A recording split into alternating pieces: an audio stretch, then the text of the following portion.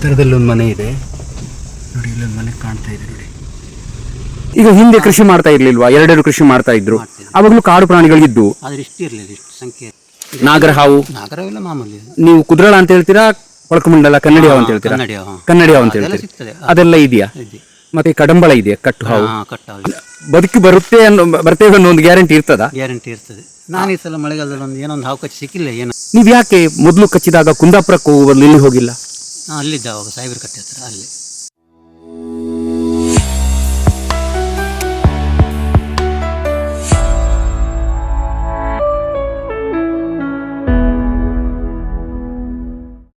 ಸ್ನೇಹಿತರೆ ನಮಸ್ಕಾರ. ಇವತ್ತು ಆದಿತ್ಯವಾರ, ಹಾಗಾಗಿ ಇವತ್ತೊಂದು ಪ್ರಶಾಂತ ಪ್ರದೇಶದಲ್ಲಿ ಸುತ್ತಾಡೋಣ. ಒಂದು ಹಳ್ಳಿಗೆ ಬಂದಿದ್ದೇನೆ. ಹಳ್ಳಿಯ ನಡುವಿನ ಒಂದು ಸಣ್ಣ ದಾರಿ ಇದು, ಕಾಂಕ್ರೀಟ್ಕರಣಗೊಂಡಿದೆ ರಸ್ತೆ. ಆ ರಸ್ತೆ ಇಕ್ಕೆಲಗಳಲ್ಲೂ ದಟ್ಟ ಹಾಡಿ ಇದೆ. ಈ ಪ್ರದೇಶವನ್ನು ಸುಮ್ಮನೆ ನೋಡ್ತಾ ಹೋಗೋಣ. ಈ ಆದಿತ್ಯವಾರದ ದಿನ ಮಾಲು ಮಹಲ್ಗಳಲ್ಲಿ ಸಮಯ ಕಳೆಯೋದು, ಜನಜಂಗುಳಿಯ ನಡುವೆ ಓಡಾಡೋದು, ಒಂದಷ್ಟು ಸ್ಟ್ರೆಸ್ಸನ್ನು ಸ್ಟೋರ್ ಮಾಡಿಕೊಂಡು ಬರೋದು, ಈ ಥರ ಎಲ್ಲ ಸಮಸ್ಯೆಗಳಿಗಿಂತ ಇಂಥ ಒಂದು ಹಸಿರಾದ ನಿರ್ಜನ ಶಾಂತವಾದ ಪ್ರದೇಶದಲ್ಲಿ ಓಡಾಡೋದು ಬಹಳ ಖುಷಿ ಕೊಡುತ್ತೆ, ಪ್ರಕೃತಿಯ ನಡುವೆ. ಬನ್ನಿ ಹೋಗೋಣ. ಎರಡೂ ಕಡೆ ನೋಡಿ ದಟ್ಟ ಹಾಡಿ ಇದೆ, ಸಣ್ಣ ಕಾಂಕ್ರೀಟ್ ರಸ್ತೆ, ಒಂದು ಕಾರು ಹೋಗುವಷ್ಟೇ ದಾರಿ ಇದೆ. ಹಾಗೆ ಮುಂದೆ ಹೋಗೋಣ. ಬಹಳ ಎತ್ತರದಲ್ಲಿ ಒಂದು ಮನೆ ಇದೆ ನೋಡಿ, ಇಲ್ಲೊಂದು ಮನೆ ಕಾಣ್ತಾ ಇದೆ ನೋಡಿ. ಅವರ ಪಾಯಖಾನೆ ಎಲ್ಲ ಹೇಗಿದೆ ನೋಡಿ, ಟಾಯ್ಲೆಟ್, ನಾವೇನು ಇಂಗ್ಲೀಷಲ್ಲಿ ವಾಶ್ರೂಮ್ ಅಂತ ಕರೆಯುವಂಥದ್ದು. ಇದೊಂದು ರೀತಿಯ ಕಳ್ಳಿ. ನಮ್ಮ ಸಿಟಿಗಿಂತ ಇಲ್ಲಿ ಬಿಸಿಲು ತುಂಬ ಕಡಿಮೆ ಇದೆ. ಇದರಲ್ಲಿ ಸುತ್ತ ಮರ ಇದೆ ನೋಡಿ. ಇಲ್ಲೊಂದು ಅಕೇಶದ ಹಾಡಿ ಕಾಣಿಸ್ತೇನೆ ನೋಡಿ, ಇದು ಅಕೇಶದ ಹಾಡಿ. ಹಳ್ಳಿಯ ದಾರಿ ಹೇಗಿದೆ ನೋಡಿ. ವಿವಿಧ ವಾತಾವರಣ ಇದೆ, ಬಹಳ ಸೆಕೆ ಇದ್ದುದರಿಂದ ಮಳೆ ಬರ್ಬೋದು ಅಂತ ಅನಿಸ್ತದೆ. ಇಲ್ಲಿ ನೋಡಿ ದಾರಿ ಹೇಗಿದೆ ನೋಡಿ. ಹಾಗೆ ಕಾರನ್ನು ಬಹಳ ಜಾಗ್ರತೆಯಾಗಿ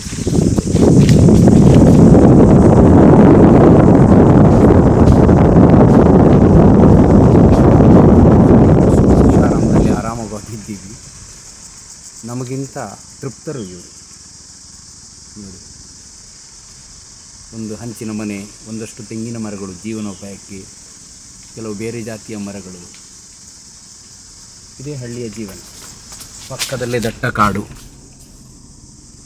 ನೋಡಿ, ಕಾಡು ನೋಡಿ, ದಟ್ಟ ಕಾಡು. ಇಲ್ಲಿ ಅನೇಕ ರೀತಿಯ ಪ್ರಾಣಿಗಳು ಇರ್ಬೋದು, ಕಾಡು ಪ್ರಾಣಿಗಳು. ಇದು ಬಹುಶಃ ಹಟ್ಟಿಯಾಗಿದ್ದಿರಬೇಕು. ಈಗ ಕೃಷಿ ಎಲ್ಲ ಕಡಿಮೆಯಾಗಿ ಪಾಳು ಬಿದ್ದಿದೆ ನೋಡಿ ಈ ಗುಡಿಸಲು.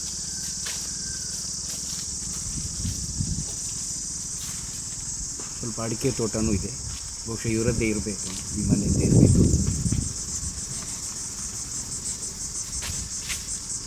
ಬೇಸಿಗೆಗಾಲ ಆಗಿರೋದ್ರಿಂದ ಎಲ್ಲ ಒಂದು ರೀತಿ ಒಣಗಿದ ರೀತಿಯಲ್ಲೇ ಇದೆ.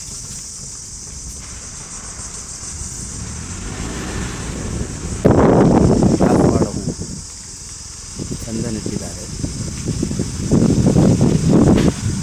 ಎಕ್ಕಳದಲ್ಲೂ ಹೂವು ನೋಡಿ, ರಾತ್ರಿ ರಾಣಿ. ಗೇರು ಬೀಜ ಮರಗಳು ನೋಡಿ, ಗೇರು ಬೀಜ ತೋಟ ಇದೆ ಭೂಮಿ ಕೆಳಗಡೆ. ಒಂದು ಸುಂದರವಾದ ಹುತ್ತ ಇದೆ. ನಾನು ನೋಡೋದು ಡಿಸ್ಟರ್ಬ್ ಮಾಡೋದು ಬೇಸರ ಆಗುತ್ತೆ.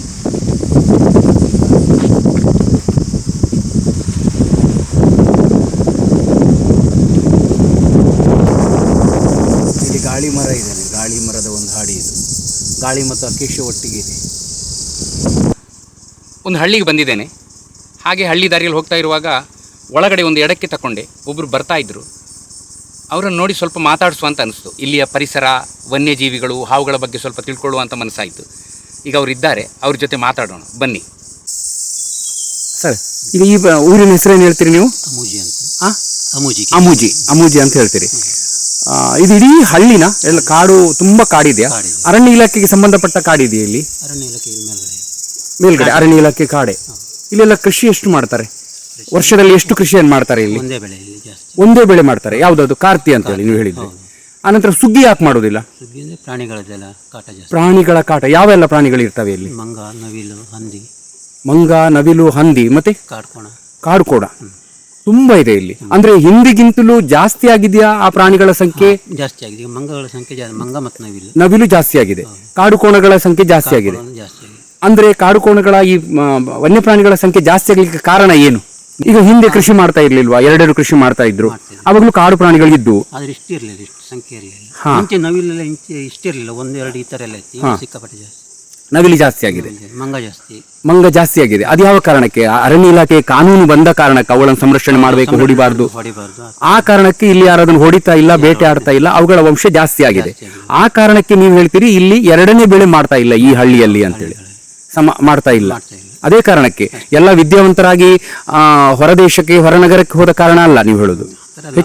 ಪ್ರಾಣಿಗಳ ಸಂಖ್ಯೆ ಎಲ್ಲ ನಮ್ಗೆ ಸಿಗುವುದಿಲ್ಲ, ಲಾಭ ಏನೂ ಇಲ್ಲ. ಪ್ರಾಣಿಗಳು ಕಾಟ ಕೊಡ್ತವೆ. ಎರಡನೇ ಬೆಳೆ ತರಕಾರಿ ಮಾಡಿದ್ರು ಮಂಗಗಳು ಬರ್ತವೆ. ಮತ್ತೆ ಭತ್ತಕ್ಕೆ ರೇಟ್ ಇಲ್ಲ. ಭತ್ತಕ್ಕೆ ರೇಟ್ ಇಲ್ಲ. ಗೌರ್ಮೆಂಟ್ ಗೊಬ್ಬರ ಎಲ್ಲ ರೇಟ್ ಜಾಸ್ತಿ. ರೇಟ್ ಜಾಸ್ತಿ, ತುಂಬಾ ಕಾರಣಗಳು ಬರ್ತವೆ. ಮುಂಚೆ ಎಲ್ಲ 25-20 ರೂಪಾಯಿ, ಈಗ 30-35 ರೂಪಾಯಿ ಗೌರ್ಮೆಂಟ್ ಗೊಬ್ಬರ ಕೆಜಿ. ಹೌದಾ? ಟ್ಯಾಕ್ಟರ್ ಮುಗಿಸು ಇದೆಲ್ಲ. ಭತ್ತ 2,500 ರೂಪಾಯಿ ಯಾವುದು ಕ್ವಿಂಟಲ್ಗೆ? ಕ್ವಿಂಟಲ್ಗೆ. ಹಾಗೆ ಇರ್ತದೆ. ಆಗುದಿಲ್ಲ. ನೀವು ಅರಣ್ಯ ಇಲಾಖೆಗೆ ಇದು ಮಾಡಿದ್ದೀರಾ? ಕಂಪ್ಲೇಂಟ್ ಏನಾದರೂ ಕೊಟ್ಟಿದ್ದೀರಾ? ಕೊಡ್ತಾರಾ? ಮಾಡ್ತಾರೆ ಅವ್ರು. ಅದೆಂತ ಸಿಗುದಿಲ್ಲ. ನಿಮ್ಮ ಕೃಷಿ ನಾಶ ಆದ್ದಕ್ಕೆ ಏನಾದರೂ ಪರಿಹಾರ ಕೊಡ್ತಾರಾ? ಸಿಕ್ಕಿದ್ರೆ ಇಲ್ಲಿ 1,000ಕ್ಕೆ 100 ರೂಪಾಯಿ ಸಿಗ್ಬೋದು ಅಷ್ಟೇ. 1,000 ರೂಪಾಯಿನಷ್ಟಾದ್ರೆ 100 ರೂಪಾಯಿ ಪರಿಹಾರ ಸಿಗಬಹುದು ಅಷ್ಟೇ. ಹಾಗಾಗಿ ಆ ಒಂದು ಕಾರಣಕ್ಕೆ ನೀವು ಬೆಳೆ ಮಾಡೋದನ್ನು ನಿಲ್ಲಿಸ್ಬಿಟ್ಟಿದ್ದೀರಿ. ಈಗ ಆ ಕಾನೂನು ಬಂದ ನಂತರ, ಈ ಬೆಳೆ ಕಡಿಮೆ ಮಾಡಿದ ನಂತರ ನೀವು ಕಾಡು ಬೆಳೆಯುವುದು ಜಾಸ್ತಿ ಆಗಿದೆಯಾ? ಕಾಡು ಬೆಳೆಯೋದಂತ ಜಾಸ್ತಿ ಆಗಲಿಲ್ಲ. ಹಾಗೆ ಕಾಡು ಇದ್ದದ್ದು ನಾಶ ಆಗಿದೆಯಾ? ನಾಶ ಆಗ್ತಾ ಇದೆ. ನಾಶ ಆಗ್ತಾ ಇದೆಯಾ? ನಾಶ ಅಂದ್ರೆ ಕಡಿತಾರೆ. ಯಾವ ಕಾರಣ ಕಡಿತಾರೆ ಅಂದಾಜು? ತೋಟ ಮಾಡ್ತಾರೆ ಕೆಲವರೆಲ್ಲ. ತೋಟ ಮಾಡ್ತಾರೆ, ಅವರದ್ದೇ ಸ್ವಂತ ಜಾಗದಲ್ಲಿ, ಖಾಸಗಿ ಜಾಗವನ್ನು ಕಡಿತಾರೆ. ಬಿಟ್ಟು ಅರಣ್ಯ ಇದಲ್ಲ. ಇದೆಲ್ಲ ಖಾಸಗಿನ ಅರಣ್ಯ ಇಲಾಖೆದ್ದು ಇದೆಲ್ಲ? ಇದಂದ್ರೆ ನಮ್ಮ ಆರ್ಟಿಫಿಷಿಯಲ್ ಜಾಗದಲ್ಲಿ ಗೌರ್ಮೆಂಟ್ ಕಡಿಯಾಗಿಲ್ಲ, ಉಪಯೋಗಿಸ್ಬೋದು. ಸೌದೆಗೆ ಒಂದು ರೀತಿ ಕುಮ್ಕಿದಾರ, ಉಪಯೋಗಿಸ್ಬೋದು. ಮಾರುವಾಗಿಲ್ಲ. ನಿಮ್ಗೆ ಈಗ ವಯಸ್ಸೆಷ್ಟು ಅಂದಾಜು? 43 ವರ್ಷ ಈ ಜೀವನ ನೋಡಿದ್ದೀರಿ. 43 ವರ್ಷದಿಂದ ನಿಮ್ಮಲ್ಲಿ ಸುತ್ತಮುತ್ತ ಕಾಡು ಪ್ರಾಣಿಗಳಿಂದ ಏನಾದರೂ ಹಾನಿಯಾದದ್ದು, ಅವುಗಳಿಂದ ಉಪಯೋಗ ಆದದ್ದು ಏನಾದರೂ ಇದೆಯಾ? ಹಾನಿಯಾದದಂದ್ರೆ ಇದೆಲ್ಲ ಮಾಡ್ತಿರ್ಬೇಕಾದ್ರೆ ಭತ್ತ ಎಲ್ಲ ಹಾಳು ಮಾಡೋದು. ಆ ಥರ ಮಾಡೋದು, ಭತ್ತಗಳನ್ನೆಲ್ಲ ನಾಶ ಮಾಡೋದು. ಮನುಷ್ಯರಿಗೆ ಏನಾದರೂ ಈ ಕಾಡು ಹಂದಿಗಳು ಅಥವಾ ಏನು ಮಾಡಿದ್ದೆಲ್ಲ ಕಮ್ಮಿ, ಕಾಡು ಕೋಣಗಳು ಅಟ್ಯಾಕ್ ಮಾಡಿದ್ದೆಲ್ಲ ಹೇಳ್ತಾರೆ? ಇಲ್ಲಿ ಅಟ್ಯಾಕ್ ಮಾಡಿ ಸ್ವಲ್ಪ ಕಮ್ಮಿ. ಇಲ್ಲ, ನಿಮ್ಮ ಗಮನಕ್ಕೆ ಇಲ್ಲ. ಅಂದ್ರೆ ಈಗ ಕಾಟಿಗಳು, ಅದೇ ಕಾಡು ಕೋಣಗಳು, ಇವೆಲ್ಲ ಹಂದಿಗಳೆಲ್ಲ ನಿಮ್ಗೆ ಮುಖಾಮುಖಿ ಆಗ್ತಾ ಇರ್ತಾವ, ಕಾಣ್ತಾ ಇರ್ತಾವ?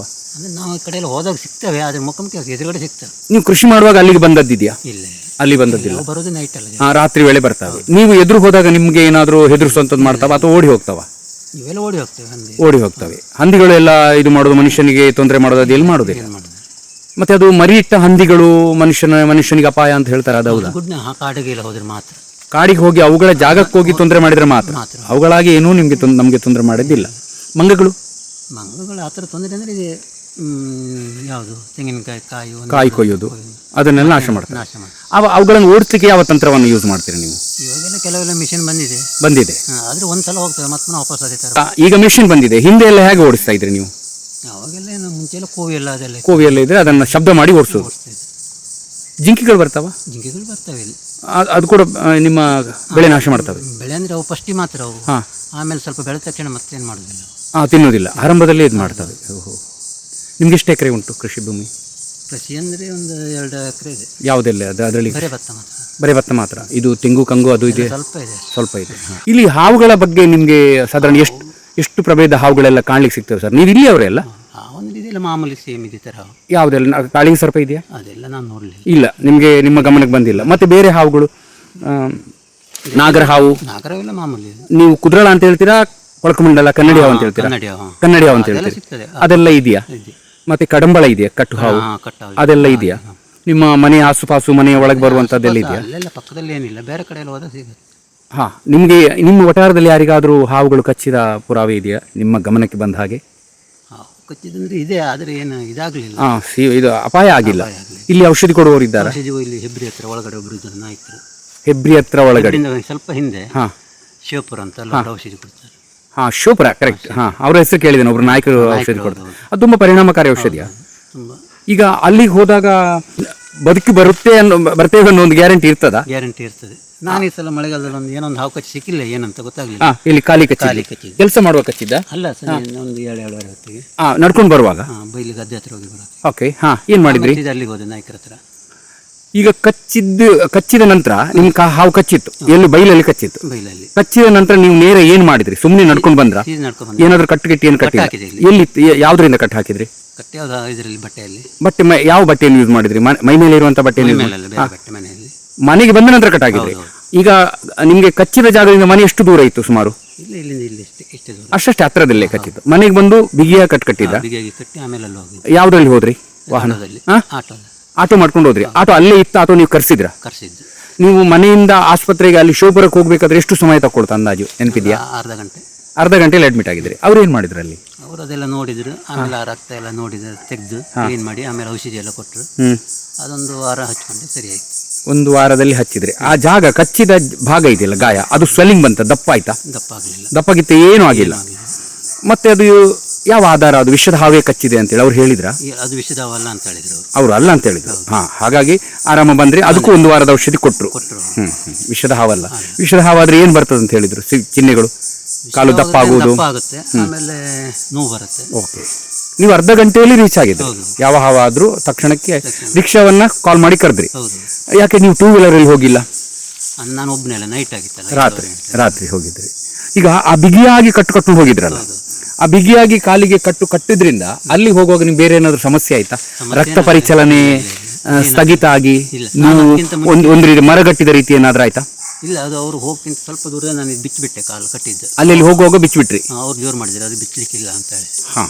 ಅಂದ್ರೆ ಈಗ ಸಮುದ್ರ ತರ ಒಂದ್ಸಲ ಕಟ್ ಹಾಕಿದ್ದು ಒಂದೇ ಸಲ ಬಿಟ್ಟಿದ್ರೆ ಪೂರ ನೀರು ಒಂದೇ ಸಲ ಯಾವ ತರ ಆ ರೀತಿ ಕಟ್ ಬಿಚ್ಚಲಿಕ್ಕೆಲ್ಲ ನಾವೇ ಇದು ಮಾಡೋದು. ಅಂದ್ರೆ ನೀವು ಹೇಳೋ ಪ್ರಕಾರ ಇಲ್ಲಿ ಯಾವ ಹಾವು ಕಚ್ಚಿದ್ರು ಬಿಗಿಯಾಗಿ ಕಟ್ಟಿಕೊಂಡು ಹೋಗ್ಬೇಕೆ ಅಂತ ಇದೆ ನಿಯಮ. ಅದು ಸರಿ ನಿಯಮ ಅಂತ ಹೇಳ್ತೀರಾ ನೀವು? ಇರ್ಬೋದು ಅವ್ರ ಪ್ರಕಾರ. ಈಗ ನನಗೆ ತಿಳಿದದ್ದೊಂದು ನಿಮ್ಮ ಮಾಹಿತಿಯನ್ನು ಹೇಳ್ತೇನೆ ನಿಮ್ಮ ಗಮನಕ್ಕೆ. ಹಾವು ಕಚ್ಚಿದಾಗ ಈಗ ನಿಮ್ಮ ಅದೃಷ್ಟ ಏನು ಅಂದ್ರೆ ವಿಷರಹಿತ ಹಾವು ಕಚ್ಚಿದ್ದು, ಹಾಗಾಗಿ ಏನು ಕಟ್ಟುವ ಅಗತ್ಯ ಇಲ್ಲ, ವಿಷ ಇಲ್ಲ. ವಿಷದ ಹಾವೇ ಕಚ್ಚಿತ್ತು, ನಾಗರ ಹಾವು ಕಚ್ಚಿತ್ತು, ಕನ್ನಡಿ ಹಾವು ಕಚ್ಚಿತ್ತು, ಕಡಂಬಳ ಕಚ್ಚಿತ್ತು. ಕಚ್ಚಿದ ಕೂಡಲೇ ಮೊದಲು ನಿಯಮ ಹೇಗಿತ್ತಂದ್ರೆ, ಅಧ್ಯಯನ ಆಗುವುದಕ್ಕಿಂತ ಮೊದಲು ಬಿಗಿಯಾಗಿ 2-3 ಕಟ್ಟುಗಳನ್ನ ಹಾವು ಕಚ್ಚಿದ ಭಾಗಕ್ಕೆ ಕಟ್ಟಿಕೊಂಡು ಆಸ್ಪತ್ರೆಗೆ ಹೋಗ್ಬೇಕಂತಿತ್ತು. ಕಾಲಕ್ರಮೇಣ ಅದರ ಬಗ್ಗೆ ಅಧ್ಯಯನ ಆಯಿತು. ಅಧ್ಯಯನ ಆದ ನಂತರ ಏನು ವಿಷಯ ತಿಳಿತಂದ್ರೆ, ವಿಷದ ಹಾವುಗಳಿಂದ ಕಚ್ಚಿಸಿಕೊಂಡು ಬಿಗಿಯಾಗಿ ಕಟ್ಟುಗಳನ್ನು ಕಟ್ಟಿಕೊಂಡು ಆಸ್ಪತ್ರೆಗೆ ಹೋಗುವಷ್ಟು ಹೊತ್ತಿಗೆ ಆ ಜಾಗದಲ್ಲಿ ಕಚ್ಚಿದ ಗಾಯದ ಭಾಗದಲ್ಲಿ ರಕ್ತ ಮತ್ತು ವಿಷ ಶೇಖರಣೆಗೊಂಡು ಪೂರ್ತಿ ಗ್ಯಾಂಗ್ರೀನ್ ಆಗುವ ಒಂದು ಮಟ್ಟಕ್ಕೆ ಬರ್ತಾ ಇತ್ತು. ಕೆಲವು ಕಡೆ ಏನಾಗ್ತಿತ್ತಂದ್ರೆ ಆ ಭಾಗವನ್ನೇ, ಕಾಲನ್ನೇ ಆಸ್ಪತ್ರೆಗೆ ಹೋದ ನಂತರ ಕಡಿದು ತೆಗೆದದ್ದು ಇದೆ. ಹಾಗಾಗಿ ಆ ಕಟ್ಟುವಂತ ನಿಯಮ ಇನ್ನು ತಪ್ಪು ಅಂತ ಬಂತು. ಆ ನಂತರ ಮತ್ತೊಂದು ನಿಯಮ ಬಂತು, ಬ್ಯಾಂಡೇಜ್ ಮಾದರಿಯಲ್ಲಿ ಸುತ್ತಕೊಂಡು ಹೋಗಬಹುದು ಅಂತೇಳಿ. ಅದರಲ್ಲೂ ಅಪಾಯ ಆಯ್ತು. ಈ ಕನ್ನಡಿ ಹಾವು ಕಚ್ಚಿದ್ರೆ ಬೊಕ್ಕೆಗಳು ಹೇಳೋದು, ಸ್ವೆಲ್ಲಿಂಗ್ ಬರೋದು, ಅದು ಆ ಬ್ಯಾಂಡೇಜ್ ಕಟ್ಟೋದ್ರಿಂದ ಕೂಡ ತೊಂದರೆ ಆಯ್ತು. ಈಗ ಹೊಸ ನಿಯಮ ಏನು ಬಂದಿದೆ ಅಂದ್ರೆ, ನೀವು ಹಾವು ಕಚ್ಚಿದಾಗ ಏನೂ ಕಟ್ಟುಗಳನ್ನ ಕಟ್ಟಲಿಕ್ಕಿಲ್ಲ. ನಿಮ್ಗೆ ಗದ್ದೆಯಲ್ಲಿ ಹಾವು ಕಚ್ಚಿತು, ಫೋನ್ ಇದೆ ನಿಮ್ಮ ಹತ್ರ, ಫೋನ್ ಇದ್ರೆ ಮನೆಯವರಿಗೆ ಒಂದು ಹೇಳೋದು, ನನಗೆ ಹಾವು ಕಚ್ಚಿದೆ, ಹತ್ರ ಬನ್ನಿ ಅಂತೇಳಿ. ಅವ್ರು ಬಂದ್ರೆ ನಿಮ್ಮನ್ನು ಎತ್ತುಕೊಂಡು ಆಸ್ಪತ್ರೆಗೆ ಅಥವಾ ಮನೆಗೆ ಕರ್ಕೊಂಡು ಬಂದು ಅಲ್ಲಿಂದ ವಾಹನದಲ್ಲಿ ಹೋಗೋದು. ಅಥವಾ ನೀವು ಏನೂ ಇಲ್ಲ ಅಂತ ಹೇಳಿದ್ರೆ, ನೀವು ಕೃಷಿ ಮಾಡುವಾಗ ಫೋನ್ ಇಟ್ಕೊಳ್ಳೋದಿಲ್ಲ, ನೀವು ಸೀದಾ ಮನೆಗೆ ಬಂದ್ರಿ, ಮನೆಯಲ್ಲಿ ಆರಾಮ ಕೂತ್ಕೊಂಡ್ರಿ, ಯಾವ್ದಾದ್ರು ವಾಹನ ಇದೆ ಹತ್ತಿದ್ರೆ ಒಬ್ರು ಓಡಿಸೋದು, ಈ ಬೈಕ್ ಇದ್ರೆ ಒಬ್ರು ಓಡಿಸೋದು, ಇನ್ನೊಬ್ರು ಹಾವು ಕಚ್ಚಿದವರು ಅವ್ರ ಹಿಂದೆ ಕೂತ್ಕೊಳ್ಳೋದು, ಮತ್ತೊಬ್ರು ಅವರ ಹಿಂದೆ ಬೇಕಾದ್ರೆ ಕೂತ್ಕೊಳ್ಳೋದು ಅವರ ಸಪೋರ್ಟಿಗೆ. ಹತ್ತಿರದ ಎಲೋಪತಿ ಆಸ್ಪತ್ರೆಗೆ ಅಡ್ಮಿಟ್ ಆಗೋದು. ಈ ಎಲೋಪತಿ ಅಂದ್ರೆ ಗೊತ್ತಾಯ್ತಾ? ಇಂಗ್ಲಿಷ್ ಔಷಧಿ. ಮುಂಚೆ ನಾನು ಒಂದ್ಸಲ ಹಾವು ಕಚ್ಚಿತ್ತು ಅವಾಗ, ಸುಮಾರು ಒಂದು 10 ವರ್ಷದ ಹಿಂದೆ. ವಿಷದ ಹಾವು ಕಚ್ಚಿತ್ತು. ಕಾಲು ಇಷ್ಟು ದಪ್ಪ ಆಯ್ತು, ಕಚ್ಚಿ ಒಂದು 5 ನಿಮಿಷ. ಈಗ ಕುಂದಾಪುರ ಆಸ್ಪತ್ರೆಗೆ ಹೋದೆ, ಓನರ್. ಅಲ್ಲೊಂದು 13 ದಿವಸ ಇದ್ದೆ. 13 ದಿವಸ ಇದ್ರಿ. ಆದ್ರೆ ಕಾಲು ಊರ್ಲಿಕ್ಕೆ ಆಗ್ಲಿಲ್ಲ ಮನೆ ಬರೋದಿ. ಬಂದು ಪುನಃ ಮತ್ತೆ ನಾನು ಹೋಗಿದ್ದೀವಿ ನಾಯಕರ ಹತ್ರ. ಅವ್ರು ಏನ್ ಮಾಡಿದ್ರಿ, ಅಲ್ಲಿ ಖಾಲಿ ಇಂಜೆಕ್ಷನ್ ಮಾತ್ರ. ಗಾಯ ಉಂಟು ಅದ್ರದ್ದು? ಇವಾಗಿಲ್ಲ, ಗುರುತು ಹೋಗಿದೆ. ಆಮೇಲೆ ಹಾಸ್ಪಿಟಲ್ ಇದ್ದೆ, ಬರೋತಿ ಕಾಲು ಊರ್ಲಿಕ್ಕೆ ಆಗ್ತಿಲ್ಲ. ಆಮೇಲೆ ಪುನಃ ಮತ್ತೆ ಆಟೋ ಮಾಡ್ಕೊಂಡು ಇಲ್ಲಿಗೆ ಹೋದೆ. ಇಲ್ಲಿ ಹೋದಾಗ ಅವರು ಅಲ್ಲಿ ಇಂಜೆಕ್ಷನ್ ಮಾತ್ರ ಇದೆಲ್ಲ ಕೊಡ್ತಾರೆ. ಇಲ್ಲ ಆಮೇಲೆ ಅದು ಸೂಜಿಯಲ್ಲಿ ಹೊಟ್ಟೆ ಮಾಡಿ ಎಲ್ಲ ಫುಲ್ ಬ್ಲಡ್ ಎಲ್ಲ ಇದು ಮಾಡ್ತಾರೆ. ರಕ್ತ ಅಲ್ಲಿ ಕಪ್ಪಾಗಿತ್ತ? ಕಚ್ಚಿದ ಭಾಗ ಕಪ್ಪಾಗ್ಲಿಲ್ಲ, ನೋವಿತ್ತು. ರಕ್ತ ಎಲ್ಲ ತೆಗೆದು ಆಮೇಲೆ ಔಷಧಿ ಕೊಟ್ಟರು. ಆಮೇಲೆ ಒಂದು 4-5 ದಿವಸ ಕಾಲು ಸರಿ ಆಯ್ತು. ಓಕೆ, 13 ದಿನ ಅಲೋಪತಿಯಲ್ಲಿ ಅಲ್ಲಿದ್ದು ಡಿಸ್ಚಾರ್ಜ್ ಆಗಿ ಬಂದ್ರಿ. ಅದರ ಅರ್ಥ ಸುಮಾರು 3 ದಿನದಲ್ಲಿ ನಿಮ್ಮ ಶರೀರದಲ್ಲಿರುವಂತಹ ವಿಷ ಇದೆಯಲ್ಲ ಹಾವಿದ್ದು, ಅದನ್ನ ಏನ್ ಮಾಡ್ತಾ ಇದ್ರೆ ನಿಷ್ಕ್ರಿಯಗೊಳಿಸುವಂತ ಔಷಧಿ ಕೊಡ್ತಾರೆ, ಆಂಟಿವೆನಮ್ ಅಂತೇಳಿ ಆಸ್ಪತ್ರೆಯಲ್ಲಿ. ಆ ನಂತರ ಆ ವಿಷದ ಪರಿಣಾಮದಿಂದ ಆ ಭಾಗದಲ್ಲಿ ಗಾಯದಲ್ಲಿ ಏನಾದರೂ ಸಮಸ್ಯೆ ಆಗಿದ್ರೆ ಅದು ಕೂಡ ಅಲೋಪತಿಯಲ್ಲಿ ಔಷಧಿ ಇದೆ. ಈಗ ಅಲ್ಲಿಂದ ಬಂದ ನಂತರ ನೀವು ಇಲ್ಲಿ ಬಂದ್ರೆ ಇದು ಓಕೆ. ಆದ್ರೆ ಹಾವು ಕಚ್ಚಿದ ಕೂಡಲೇ, ವಿಷದ ಹಾವು ಕಚ್ಚಿದ ಕೂಡಲೇ ಬಹಳ ಬೇಗನೆ ಅಲೋಪತಿ ಆಸ್ಪತ್ರೆಗೆ ಹೋಗುವುದು ಬಹಳ ಉತ್ತಮ. ಯಾಕಂದ್ರೆ ನಾಗರ ಹಾವು ಮತ್ತೆ ಇನ್ನೊಂದು ಕಡಂಬಳ ಹಾವು, ಇನ್ನೊಂದು ಕನ್ನಡಿ ಹಾವು, ಈ 3, ಇನ್ನೊಂದು ಸಾಸ್ಕೆಡ್ ವೈಪರ್ ಅಂತ ಬರ್ತದೆ. ಈ 4 ವಿಷದ ಹಾವುಗಳು ಕಚ್ಚಿದ್ರು ಎಲ್ಲಾ ಆಸ್ಪತ್ರೆಗಳಲ್ಲಿ ಒಂದೇ ಇಂಜೆಕ್ಷನ್ ಇರೋದು 4 ಹಾವಿನ ವಿಷಕ್ಕೂ. ನೀವು ಅಲ್ಲಿ ಹೋದ ಕೂಡಲೇ ರಕ್ತ ಪರೀಕ್ಷೆ ಮಾಡ್ತಾರೆ, ನಿಮ್ಗೆ ಗೊತ್ತಿರ್ಬೋದು ಕುಂದಾಪುರದಲ್ಲಿ ನೀವು ಹಾವು ಕಚ್ಚಿದ್ದು, ರಕ್ತ ಪರೀಕ್ಷೆ ಮಾಡ್ತಾರೆ, ಮತ್ತೆ ರಕ್ತದಲ್ಲಿ ವಿಷ ಇದೆ ಅಂತ ಹೇಳಿದ್ರೆ ಆಂಟಿವೆನಮ್ ಹಾಕ್ತಾರೆ. ಆ ಕ್ರಮ ಬಹಳ ಒಳ್ಳೆಯದು, ನಿಮ್ಮ ಗಮನಕ್ಕಿರಲಿ. ನೀವು ಯಾಕೆ ಮೊದಲು ಕಚ್ಚಿದಾಗ ಕುಂದಾಪುರಕ್ಕೆ ಇಲ್ಲಿ ಹೋಗಿಲ್ಲ? ಅಲ್ಲಿದ್ದ ಅವಾಗ ಸಾಹೇಬ್ರ ಕಟ್ಟೆ ಹತ್ರ ಅಲ್ಲಿ ಅಕಸ್ಮಾತ್ ಇಲ್ಲೇ ಇದ್ದಿದ್ರೆ ಇಲ್ಲಿ ಹೋಗ್ತಿದ್ರಿ? ಇಲ್ಲಿ ಹೋಗ್ತಾ ಇದ್ದೆ. ಓಹೋ, ಅದೇ ತುಂಬಾ ಅಧ್ಯಯನ ಆಗಿದೆ ತುಂಬಾ ಕಡೆ ಈ ನಾಟಿ ಔಷಧಿಯಿಂದ. ನಾನು ಇವರ ಬಗ್ಗೆ ಹೇಳೋದಲ್ಲ, ಎಲೋಪತಿ ಔಷಧಿಗೂ ನಾಟಿ ಔಷಧಿಗೂ ಹಾವು ಕಚ್ಚಿದ ವಿಚಾರದಲ್ಲಿ ಹೋಲಿಸಿದ್ರೆ ತುಂಬಾ ಪರಿಣಾಮಕಾರಿಯಾಗಿ ಕೆಲಸ ಮಾಡ್ತಾ ಇರೋದು ಎಲೋಪತಿ, ಇಂಗ್ಲಿಷ್ ಔಷಧಿ. ಯಾವುದಕ್ಕೆ? ಹಾವು ಕಚ್ಚಿದ್ದಕ್ಕೆ ಹೇಳೋದು. ಮತ್ತೆ ನಿಮ್ಮ ಯಾವುದೇ ಕಾಯಿಲೆ ಕಸಾಲೆಗಳಿಗೆ ನೀವು ಆಯುರ್ವೇದ ಮಾಡ್ಬೋದು. ಹಾವು ಕಚ್ಚಿದ್ದಕ್ಕೆ ಮೊದಲು ನೀವು ಎಲೋಪತಿ ತೆಗೆದುಕೊಂಡು ಆ ನಂತರ ಗ್ಯಾಂಗ್ರೀನೋ, ಕೊಳೆತ ಅದು ಇದು ಬಂದ್ರೆ ನೀವು ಆಯುರ್ವೇದನೂ ಮಾಡಬಹುದು. ಅದನ್ನ ಯಾಕೆ ನನಗೆ ಸ್ವಂತ ಅನುಭವ ಇದೆ, ಹಾಗಾಗಿ ಹೇಳೋದು. ಒಟ್ಟಾರದಲ್ಲಿ ಹಾಗಾದ್ರೆ ಇಲ್ಲಿ ಯಾರಿಗಾದ್ರೂ ಹಾವು ಕಚ್ಚಿದ್ರು ಆಯುರ್ವೇದಕ್ಕೆ ಮೊದಲು ಹೋಗ್ತಾರೆ? ಕೆಲವರೆಲ್ಲ ಹೋಗ್ತಾರೆ, ಹಾಸ್ಪಿಟ್ಲಿಗೆ ಹೋಗ್ತಾರೆ. ಅವ್ರವ್ರ ಇಷ್ಟ. ಆಸ್ಪತ್ರೆಗೆ ಹೋಗುವುದು ಮತ್ತೆ ಇಲ್ಲಿ ಹೋಗುವುದಕ್ಕೆ ಹಣದ ವ್ಯತ್ಯಾಸ ಒಂದು ಬರ್ತದಲ್ವಾ? ಆ ಥರ ಯೋಚನೆ ಮಾಡ್ತೀರಾ? ಇಲ್ಲ, ಆ ಥರ ಏನು ಮಾಡೋದಿಲ್ಲ. ಕೆಲವರು ಹೋಗ್ತಾರೆ, ಹಾಸ್ಪಿಟ್ಲಿಗೆ ಹೋಗ್ತಾರೆ ಡೈರೆಕ್ಟ್. ಇಲ್ಲಿ ಇವರು ಎಷ್ಟು ಚಾರ್ಜ್ ಮಾಡ್ತಾರೆ ನಿಮಗೆ ಇಲ್ಲಿ ಔಷಧ ತಗೊಂಡ್ರೆ? ಒಬ್ಬರೊಬ್ರು ಒಂದೊಂದು. ನಾನು ಅವತ್ತೇ 500 ರೂಪಾಯಿನೂ ಕೊಟ್ಟಿದ್ದೆ ಒಂದೇ ಸಲಕ್ಕೆ. ಔಷಧಿ 500 ರೂಪಾಯಿ ಕೊಟ್ಟರೆ ಅದು 1 ವಾರದ ಔಷಧ ಕೊಟ್ಟು ಬಿಡ್ತಾರೆ. ಮತ್ತೆ ಆ ನಂತರ ನೀವು ಮೊದಲು ಹೋದ್ರಿ ಅಲ್ಲಿ ಇದು ಗ್ಯಾಂಗ್ರೀನ್ ಆದ್ದಕ್ಕೆ? ಮುಂಚೆ ಕುಂದಾಪುರ. ಕುಂದಾಪುರದ ಬಂದ ನಂತರ? ಹೌದು, ಆವಾಗ ಮತ್ತು ಕಮ್ಮಿ ಇತ್ತು, ಒಂದು 10 ವರ್ಷದ ಹಿಂದೆ. 10 ವರ್ಷದ ಹಿಂದೆ. ಅಂದ್ರೆ ನಿಮಗೆ ಈಗ ಎಷ್ಟು ಸಲ ಹಾವು ಕಚ್ಚಿದೆ? 2 ಸಲ. 2 ಸಲ, ಒಂದು ವಿಷದ್ದು ಒಂದು ವಿಷರಹಿತವಾದ್ದು. ಇದೆಲ್ಲ ನೀವು ಈ ಕೃಷಿಕರಾಗಿರೋದ್ರಿಂದ, ಈ ಕೃಷಿ ಮಾಡೋದ್ರಿಂದ ನಿಮಗೆ ಗದ್ದೆಯಲ್ಲಿ ತೋಟದಲ್ಲಿ ಕಚ್ಚಿದ್ದು ಬಿಟ್ಟರೆ ಮನೆಯ ಒಳಗೆ ಕಚ್ಚಿದ್ದಿದೆಯಾ? ನಿಮ್ಮ ಒಟ್ಟಾರದಲ್ಲಿ ಯಾರಿಗಾದ್ರೂ ಮನೆಯ ಒಳಗೆ ಹಾವು ಕಚ್ಚಿದ್ದಿದೆಯಾ? ನಾನು ಕೇಳಿ ಇಲ್ಲ ಅಲ್ಲ. ಹಾಗೆ ಅಂದ್ರೆ ಹೆಚ್ಚಾಗಿ ನೀವು ಹೇಳೋದು ಕೆಲಸ ಮಾಡುವಾಗ್ಲಿ ಆ ಸಂದರ್ಭದಲ್ಲಿ ಕಚ್ಚುವುದು ಜಾಸ್ತಿ ಕೃಷಿಕರಿಗೆ. ಮತ್ತೆ ನೈಟ್ ಎಲ್ಲ ರಾತ್ರಿ ನಡ್ಕೊಂಡು ಬರುವಾಗ ದಾರಿಯಲ್ಲಿ ಆ ಥರ ಎಲ್ಲ ಹಾವು ಕಚ್ಚುವುದು ಜಾಸ್ತಿ. ಓಕೆ, ತುಂಬ ಧನ್ಯವಾದ. ನಿಮ್ಮಿಂದ ತುಂಬ ಮಾಹಿತಿ ಸಿಕ್ತು. ಆಯ್ತು.